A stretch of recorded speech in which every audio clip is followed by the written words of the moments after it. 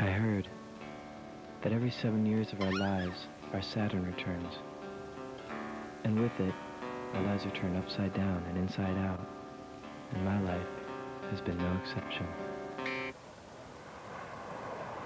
We flew back to Ohio. Mom befriended a stewardess on the flight and told her the whole story. In fact, she tried to get her to come back to my aunt's house where all the relatives were getting together for the crisis. I guess Mom needed someone on her side. Jim and I were downstairs, while upstairs they yelled. And when it was quiet, I thought I could hear her crying. Soon, my Uncle Freddie appeared at the top of the stairs, assuring us that it was almost over and that everything was okay. And heck, this ain't no big deal, boys. Your mom just had a bad day. Sure, a bad day. But where the hell was she? Where was she going? Where you going, Ma? I want to come. I'm just going away for the night. I'll see you both tomorrow. You swear to God you promise? I promise. I'll see you both tomorrow. Promise? I promise.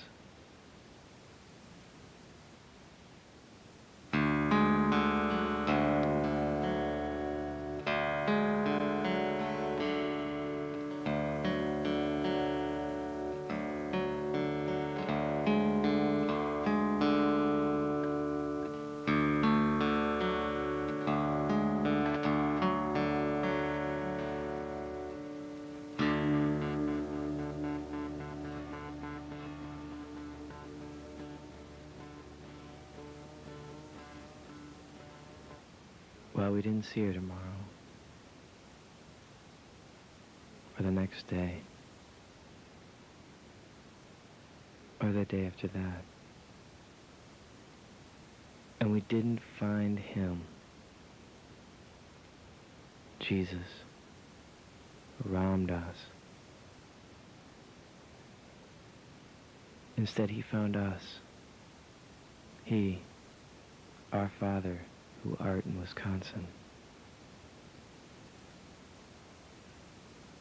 So from the rolling green hills of Ohio to the jagged edges of reality, from our silk shirts and shark-toothed necklaces and our tattered bell-bottoms, we were taken to pinstripes and Boy Scout bolo ties, to den mothers and new mothers and no mom at all. One day, she decided we were leaving. She told us the West and the ways of the West weren't for us anymore.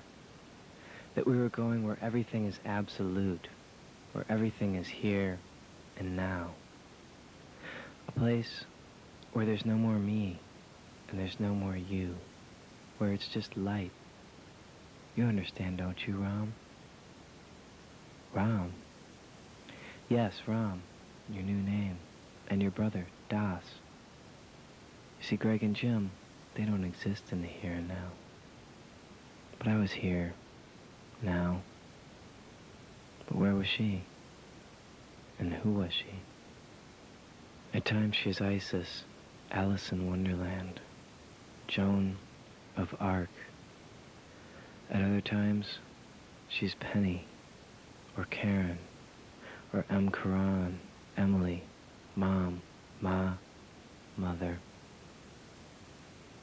Whoever she is, I keep losing her as she battles her depression and mania. It's in her mania that she begins to unravel. I reach out and grab tightly to the frayed ends of her who I know. And when I was young, after it was over, I didn't really know where she was. I didn't even know if she was alive.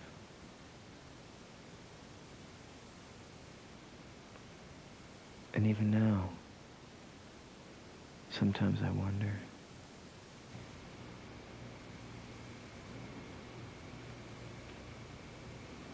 A box came in the mail, marked fragile, handle with care, and keep this side up.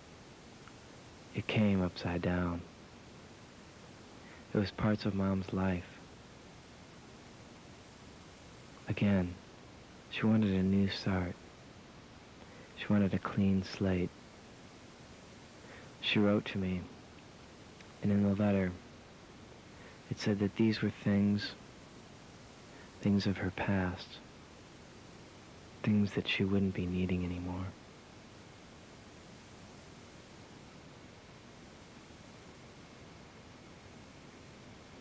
As I mourned the death of her stuff, I tried to imagine Arizona, only I couldn't.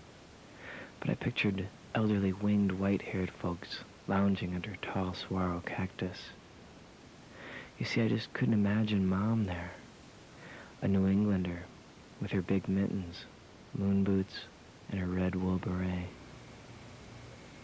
Gregory, you should see it here. It's like stepping off onto another planet. There's wild javelina and jumping cholla, and in a forest of cactus, I saw a spaceship. The prospect of another planet was beginning to sound good. A panic-free planet, one where the walls didn't melt and stores weren't so suffocating. I guess my own past was catching up with me. But in fact, it had already caught up and passed me and was awaiting me in Phoenix, Arizona. And so I too, once again, as I did when I was a child, I gave it all away. Things of my past. Things that I wouldn't be needing anymore.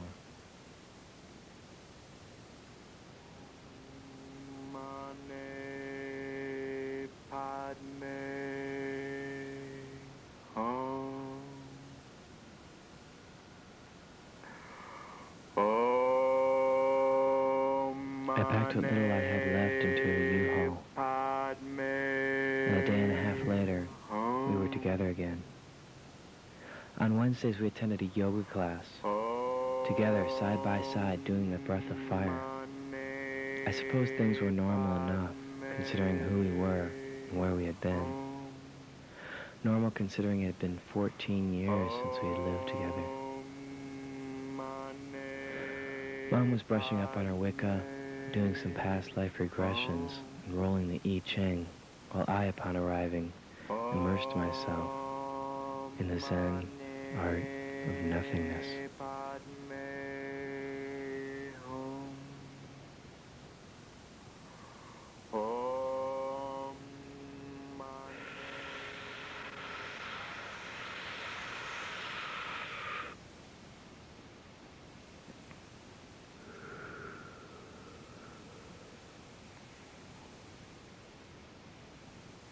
Nothing. Nothingness. I had given it all up for meditation and granola. Slowly my sanity was being restored.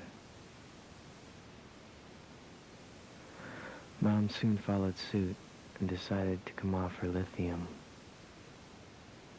Unfortunately, her trade-off was a large portion of her sanity. Not to mention what it did to mine.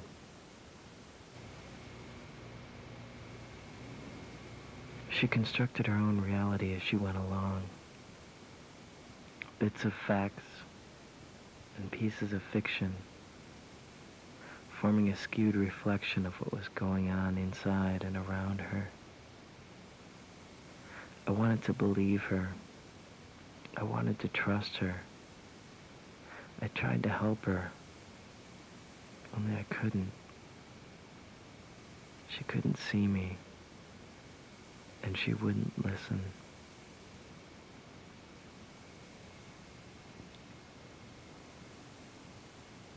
It was just like in a dream I had. I traveled to her, back through time to when she was in the hospital.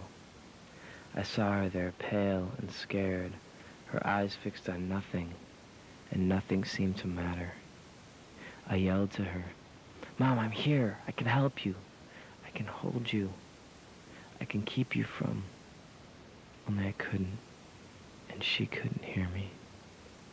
The faster I run, the harder I breathe, the harder the ground begins to feel beneath me. I wanted to keep running. I didn't want to turn around, but I did. I returned. And as I did, I opened the door, and it's cold. quiet, and I can tell. And again, I reach out to her, but she can't hear me, and she can't feel me. But I'm there. I am really there.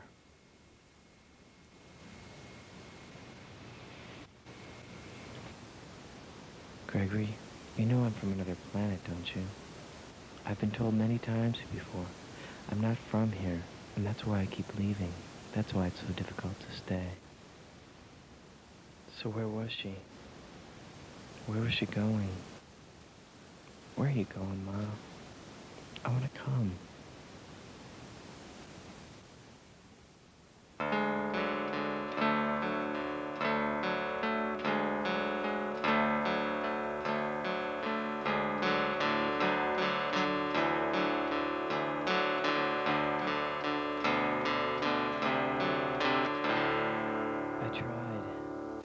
I tried to hold up the walls of her life. I gathered the pieces of her.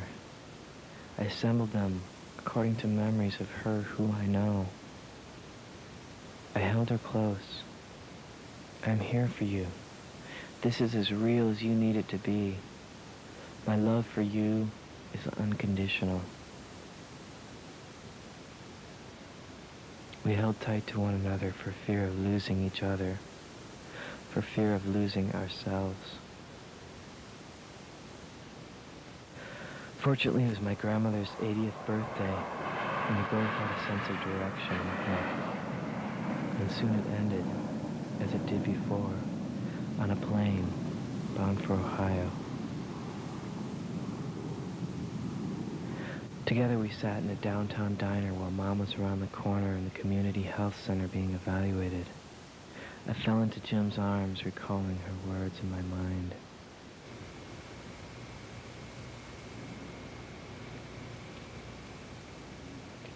Every day in the hospital, I wanted to die. They shocked me. They took things from me. And you. But it was thoughts of you and Jim that kept me going. Memories and the hope that someday we would be together again. That someday we would be together again. Together again.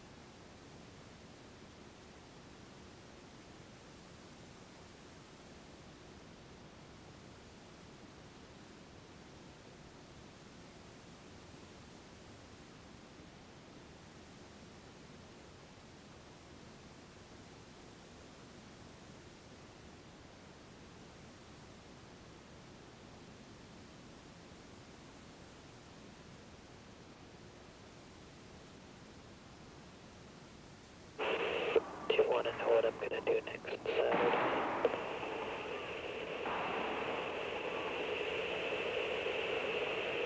Well, sir, I'm going to do some things no one's ever done before. First of all, I'm going to eat a big breakfast. Next Saturday is going to be my big day. Next Saturday, wow. I'm going to do some tricks no one ever saw before. I'm going to dye some dyes no one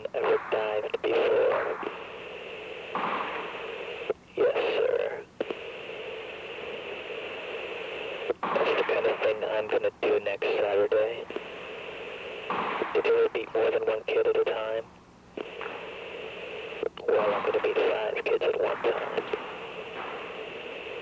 Then I'm gonna beat their fathers too. Saturday's gonna be my big day.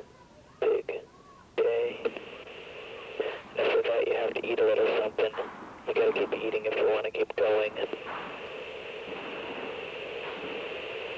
And next Saturday, I'm going a long way. On Saturday, I'm gonna do everything I want to do. I'm gonna go bowling if I want to.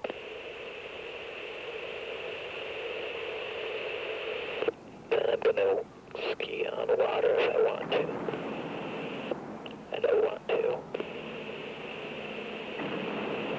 Then I'm gonna dive to the bottom of the sea. I'm gonna do everything. No one can stop me. I'm gonna go up high if I want to. And I want to. I'm gonna find someone to take me up in a jet. Did you ever go up in a jet? Well, I'm going to next Saturday. No kid in town ever did a thing like that before. But I'll do more than that. Did you ever go up in a heli? A heli? How do you say it? Helicopter? Helicopter was how you say it. Well, so I'm gonna go in a helicopter too. Then I'm gonna come down. I'm gonna dump water on Sam and make him walk. I'll make him walk about 100 miles. After a walk, I'll have to eat a little something. Sam won't keep going, but I want to keep going. So I'll have to eat and eat. Next Saturday, I'm going to eat like a horse. I'm going to jump more stumps than anyone ever jumped before. Everything I do will be fun. Yes, everything. Everything. Well, maybe not everything.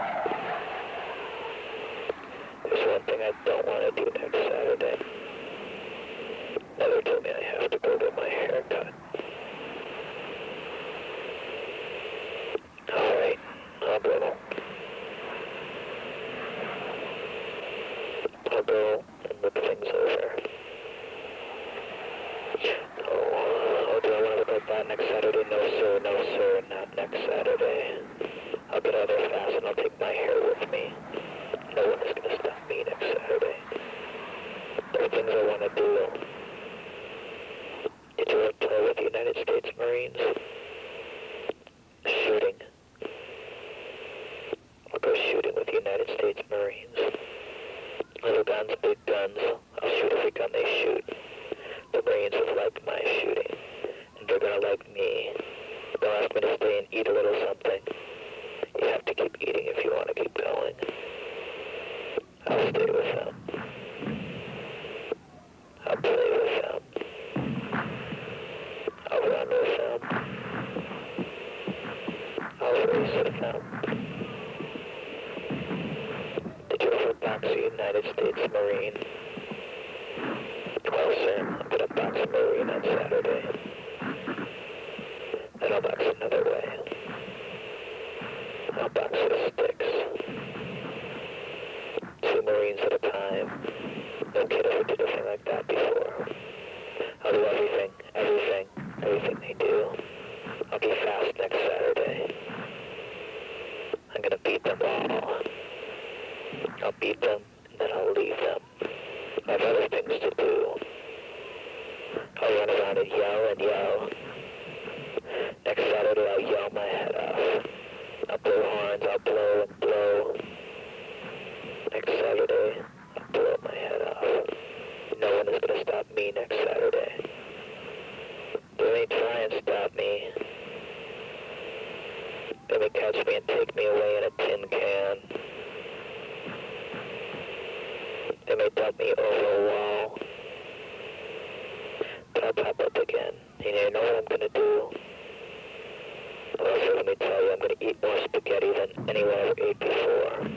Did you ever eat a mile of spaghetti?